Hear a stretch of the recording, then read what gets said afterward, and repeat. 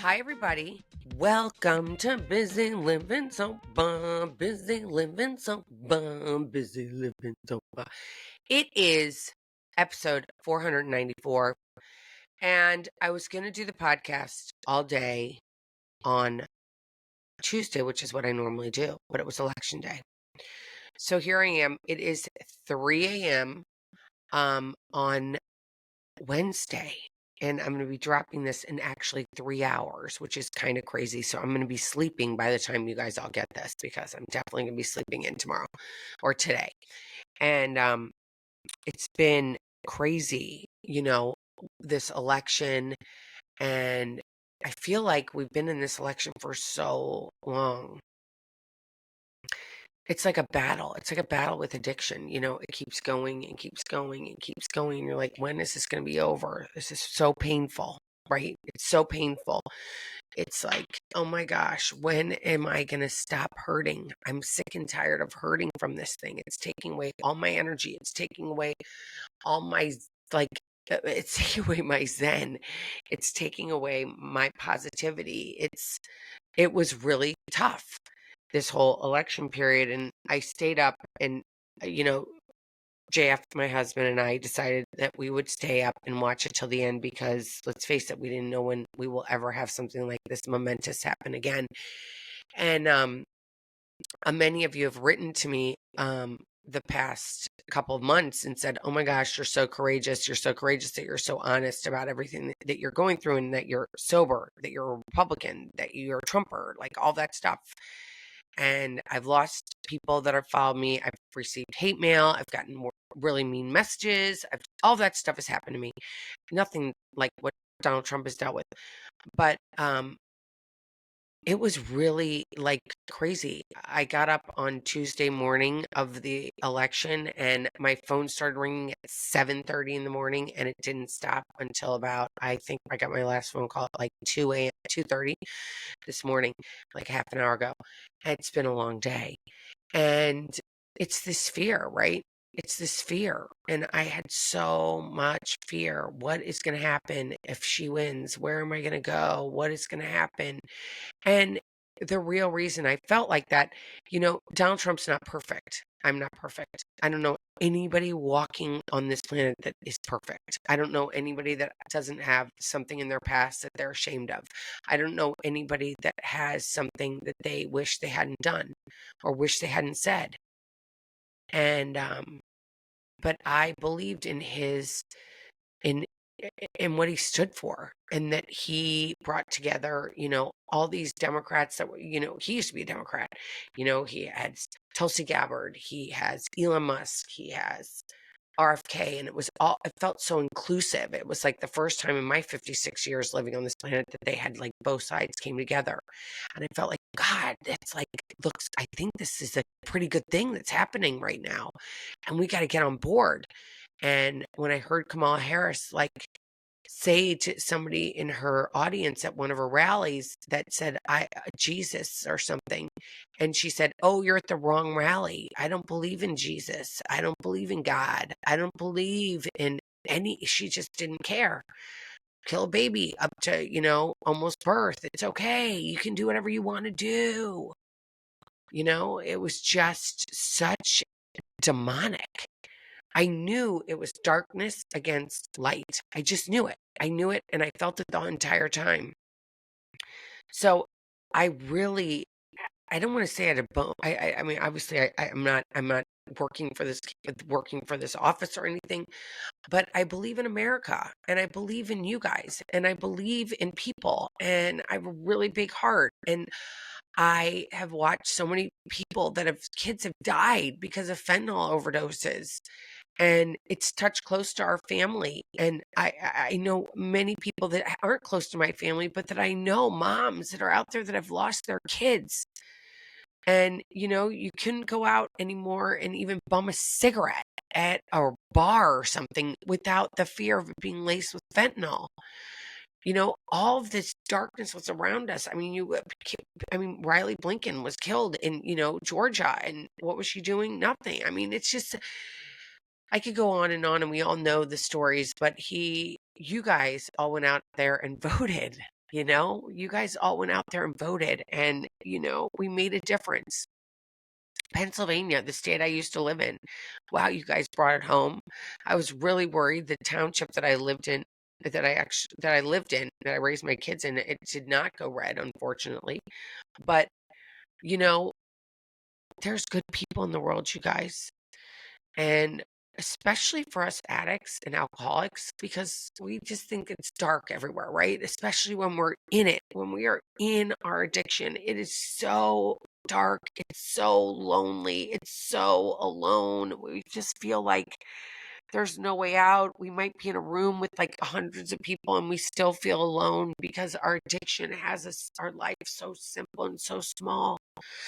It's like we just beat ourselves up. It's like, it's like mental torture when we're in our active addiction, and all we want to do is get off.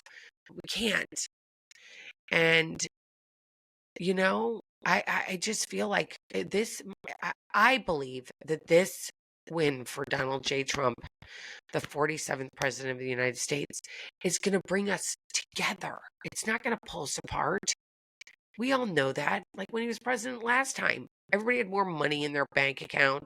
Everybody was able to do things that they wanted to do with their families. They weren't going, oh my gosh, how am I going to pay for this? How am I going to pay for that? I have so many people that I know that are constantly worried about, like, how am I going to put gas in my car? And that's going to change. And I believe that with all of my heart.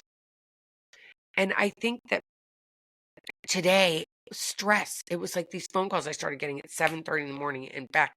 Everybody's like, I'm so scared. I got calls from people, from friends from all over, some people that I hadn't talked to in a really long time, and that know that I'm a Trumper, and they're like, oh my gosh, what are we gonna do? I'm so scared. Oh my gosh, my neighborhood only has higher signs. I don't know what I'm gonna do. And I'm like, we just have to have faith.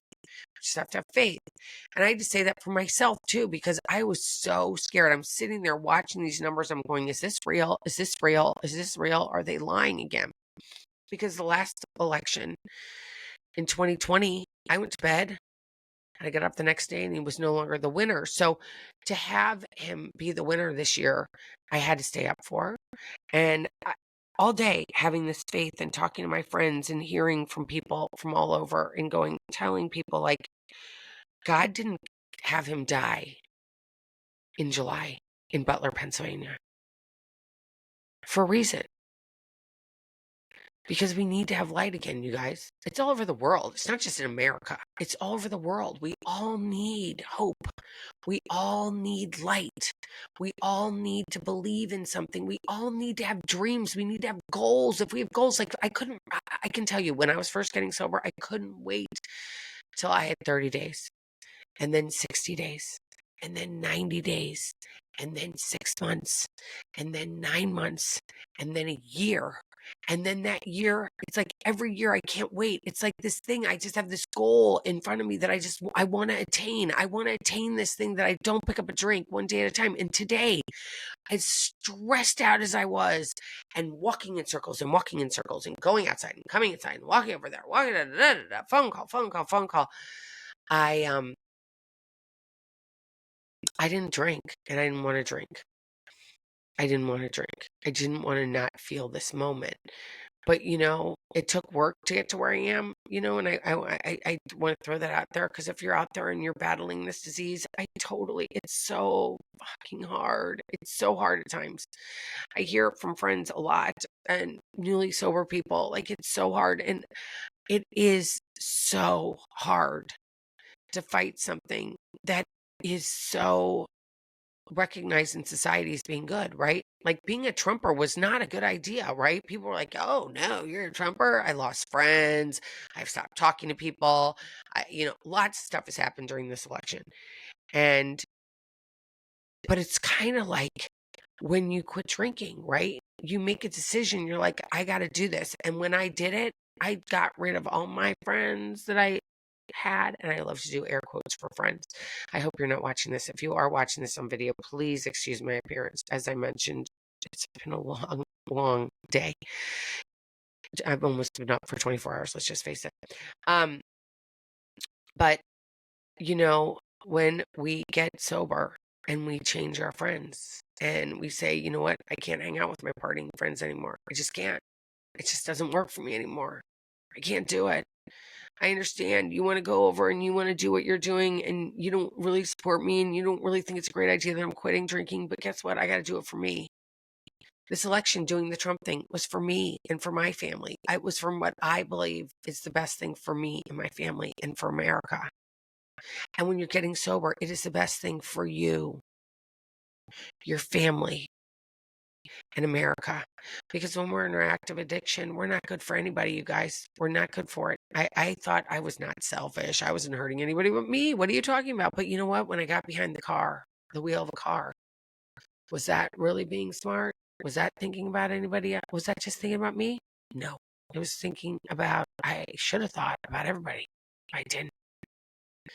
And knowing that we've got to do what's best for us and be proud of it. And somebody might not like it, and that's okay. Might not be your friend forever. That might be a friend that you had for a moment. People come and they go. What's the most important thing is that your heart is okay, that you're okay with God, you yourself, because we come into this world all by ourselves, right? We get pushed out by ourselves. And then when we die, we're by ourselves. So when we're on this journey, we put these relationships with people that might not be good for us ahead of everything. And is that smart? I don't think so. I think it's more important to put what's important to you first, as hard as that is. And, setting boundaries, people hate setting boundaries, especially if you weren't raised with any. People don't like it, but that's okay. Not everybody's going to like you. You have to like you. And that's the hardest part. As an addict, to like yourself, so hard, so hard, so hard. And yes, here I am 18 years into this, working on 19. And people say to me all the time, gosh, you're so strong and you feel you're so confident and you're so this. Well, it took a long time because for a long time I was a people pleaser. And I buy you a little present because you're my friend. If I buy you a nice present, you'll stay my friend forever. It doesn't work that way. It didn't work that way because you know what? I wasn't being the authentic Elizabeth. I was being what society wanted me to be. Donald Trump's kind of like that. He says things that are, you kind of go, ooh, did he really say that? He did, because he's being authentic. He's telling his truthful story. And you have a truthful story. And once you tell that truthful story and you own everything about it, you're free. You're free, my friend. God forgave you a long time ago. You have to forgive yourself. We have to get to that. And having hope today and forgiveness for others. This journey we're all on is not always like easy. And I know no one has it really easy. And you might think, oh, well, the rich people have it easy. No, they don't. No, they don't. Nobody has it easy. No one comes through this unscathed, right? When we fall down or we get into a situation that's hard, what happens? We learn from something from that situation, right? We learn from it. But the definition of insanity is doing the same thing you've been doing over and over and over again, expecting a different result, even though you know it's going to hurt you. Waking up in the morning going, I'm not going to drink again. I swear to God, I'm not drinking again. And then you drink again. Getting to a place of peace inside yourself is so key. Tonight and today was a really emotional day. It was a real emotional day, you guys. Highs and lows, fear and not fear. And this rosary I got in Medjugorje, a lot of you listened to Father Dan Rehill on Monday's episode. I got this on that trip with him from Medjugorje. And at 7 p.m. today, I said, I've got to say a rosary. And this is somebody who, let me tell you, 40 years ago was not saying rosaries. But I got on my knees and I said a rosary. And when I was doing it, for each Hail Mary, I thought of a state in America. And I thought of a white light going over that state and grace being blessed on that state. and that good things happen to people in that state. And I think if we all come to that, instead of this anger and killing in wars, killing in abortions, killing in it's dark, you guys. It's dark, dark, dark, dark, dark. It's time to just get rid of it all. It's time for a fresh start, you guys. In January, and not only in January, we are going to have a fresh start. I think you can start it today. You're listening to this on Wednesday. We just got a new president. Hey, it's time to start over. Do something new. Take care of yourself. Do something that makes you feel good. If you're upset about these results of this election, I'm sorry. Not so much, but I'm sorry if you're sad. I don't want you to be sad. But it just gives me hope, right?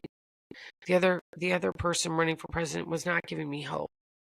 I was just like, oh my gosh, she couldn't even go on Joe Rogan. She couldn't even sit down with Joe Rogan, like, and talk to him for 3 hours about herself. She said, you have to come here and come to see me. And it's going to be 45 minutes and that's it. I mean, Donald Trump ran across, he just did 901 rallies, you guys. 901. Not only did, and he didn't sleep, and he got up, and he went again and again. And Joe Rogan, he went and sat down with him. You guys should listen to the interview. And he sat down for 3 hours. He was late for a rally by 2 hours, but he sat there for 3 hours and was just kind of like an open book. You know, he's trying. He tried. He tried. He did put in hard work. Getting sober, you need to do hard work there too, you guys. It's hard work. It's hard work to change. It's hard work to pivot and say, I want to do something different. I don't want to do this anymore. You know, I look back at my drinking time as my pre-reality, and now I live in reality. And I have, as I just mentioned, and I've gotten closer to God, and I started to like myself better. And I don't ever wake up in the morning going, darn, I wish I got drunk last night. That would have been really awesome. No, don't ever think that. I just think, you know, thank you, God, for keeping me sober today. And please keep me sober tomorrow. That's what I think. And I have a lot of gratitude for this. I've got a lot of gratitude, a lot of happiness, a lot of joy. And if you're out there and you're struggling, just know you're not alone. You can do this, but you have to take the first step. Nobody else is going to do it for you. I promise you that much. You got to do it for you. So take that first step. And I'm so happy. I am so elated that he won. I've been crying all night, hence why my eyes also look red. I've been crying because I'm so happy. I'm so happy. So many people put in so much hard work to help get this man elected. And it's just awesome. I'm just happy, you guys. I'm so happy. I'm exhausted. I'm happy. I have a sinus infection, but I'm happy. And I hope you're happy too. And I hope you will give yourself an opportunity to maybe revisit this person that you might not like of Donald Trump and say, you know what, I'm going to take a gander. I'm going to go check him out again because he's just a human guy. And I need to forgive all the stuff I'm carrying around about him and my judgment because that's not making me feel any better. We got to let go of all that stuff. God's the only one that needs to judge us, not your friends. You don't need to judge other people. Just let them do you. You do you, boo boo, as Henry likes to say. So, I had to do this podcast because, as you guys know, I have it out there every Wednesday morning at 6 a.m. and every Monday morning at 6 a.m. And I had to do this one because it's what I said I was going to do. So here I am. You're only getting me for 20 minutes, though, because I'm really tired and it's time for me to go to bed. And I finally can say, I'm so tired, but I'm so happy and I'm not full of fear. I'm like, nah, I don't feel like this darkness is looming towards us anymore. I feel like we can relax and get back to our families and doing the stuff that's important that makes us happy and not worry anymore of like, how am I going to put gas in my car? How am I going to feed my kids? I think all that's going to start to go away, you guys, in the first 100 days of his office. So hold on tight. Get happy. I'm so happy. I can't even take it. I'm so happy. Oh my gosh, I'm so happy. So I hope you guys are happy too. And if you're out there and you like what I have to say, please reach out to me, Elizabeth@elizabethchance.com. Go to my Patreon. We're starting a Bible study the December 1st, and that's www.patreon.com/busy living sober. The link is in my description. And sign up. I'd love for you to participate. It's going to be fun. I'm actually doing one in person in Florida at my house, and I'm going to do one on Zoom. So I'm getting my God down, you guys, because I am so grateful that this happened today. I'm so grateful that Donald Trump is going to be our 47th president. All right, that's enough from me. I'm going to bed. Good night. I will talk to you guys next Wednesday. I've got a great guest coming on Monday. It's an amazing podcast, you guys. Oh, she's amazing. I love her to death, and she is going to be on Monday. So until then, guess what I'm going to say? Keep getting busy, living sober. Oh, by the way, subscribe if you like what I have to say. Until then, until next time, busy, busy, busy, busy. Take care, everybody. Bye.